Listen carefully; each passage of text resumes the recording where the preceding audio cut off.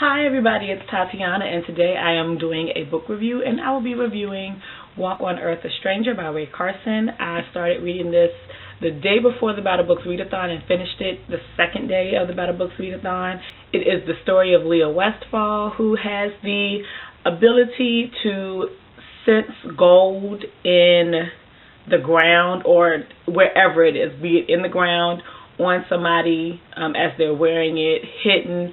She can sense it. It calls to her body, and she can seek it out and know exactly where it's coming from, the possible density of it. It's really a great skill to have during the gold rush in the 1800s when this book is set. There is a tragedy that takes place, and it launches her life into a different direction than she thought it was going to go, and she finds herself on the road on the way to California in the gold rush to attempt to build a better or create a better life for herself. There are some other people who have reviewed this who revealed what the tragedy was, but it's not in the synopsis, so I'm not telling you because it's not in the synopsis. Anyway, along her journey to California, she has to make some changes to herself in order to keep herself safe, or safer than she would be if she went out and made this trip as a female. She cuts her hair and wears clothes and binds her chest and basically goes out on this journey as a boy. This was the first book that I read by Rae Carson, and oh my goodness, I thoroughly enjoyed it. Enjoyment number one, this is told in first person. It is Leah's story from Leah's perspective, and that just made it all the more enjoyable. I really liked Leah's voice. I liked her take on the people that she came into contact with and how she brought about the changes to herself, as well as the experiences that she had coming from her voice. It just really made this much more relatable, understandable. I loved it for that. Enjoyment number two, do you remember playing the Oregon Trail game back in the 80s? I am really dating myself, but I remember playing that in school, and this journey is nothing like even what I imagined it to be by playing that game.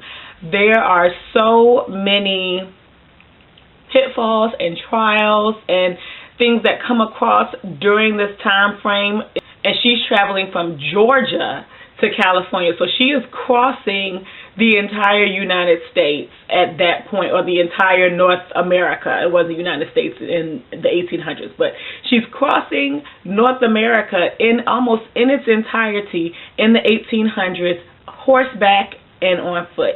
And it just never really came across to me how treacherous and trying a journey that could be, and Rae Carson did an excellent job of bringing that part of it to the forefront and not taking away from the story, of making it a character in the story itself.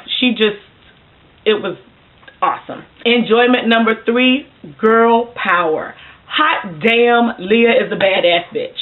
Loved it that she is not the typical girl that you would have come across in the mid or early 19th century.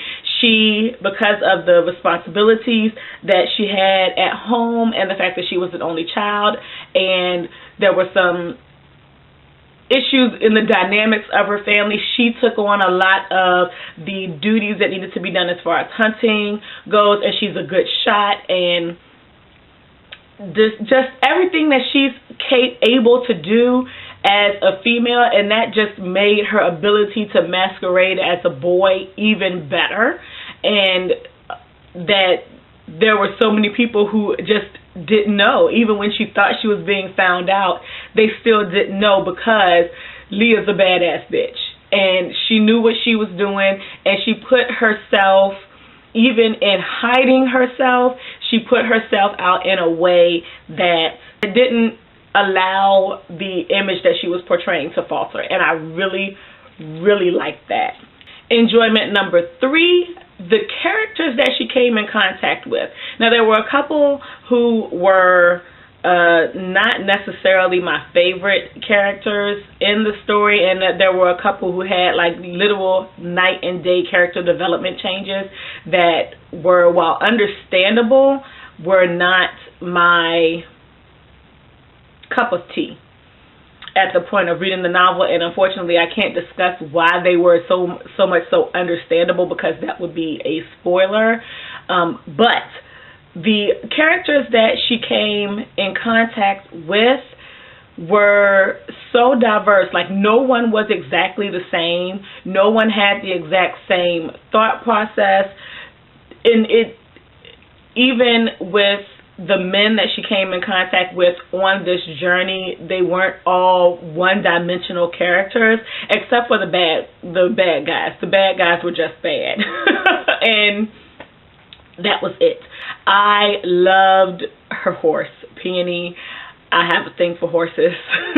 And so the connection that she and her horse had with each other, I really enjoyed reading that. There really weren't that many things I didn't like about the story. It's an adventure story with this chick who is just hardcore, and I really, really appreciated that. The only thing that I did not like, that I can say right off the top of my head, is the unnecessary love triangle that takes place. It could have done without it. As I was reading, I was like, no, don't fall into that YA trope. But other than that, I really enjoyed the story. It did not, and that part of it, while I didn't want it to happen, it added more depth to the story and to Leah's character, because you came into contact with some of the other characters who were on the trip with them. So yes, I really enjoyed this. I rated it 4 stars on Goodreads. I would really give it, now that I'm talking about it, 4.5 stars. This was kick-ass. This was my first completed read of 2016, and if I can keep the enjoyment level of stories going for this year, this is going to be a great reading year. But even if not, this was an awesome start. So yeah, that's all that I have to say about that. If you have any questions or comments that you would like to discuss, talk to me in the comments below, and I hope you all have a good weekend whenever you see this video. Peace out.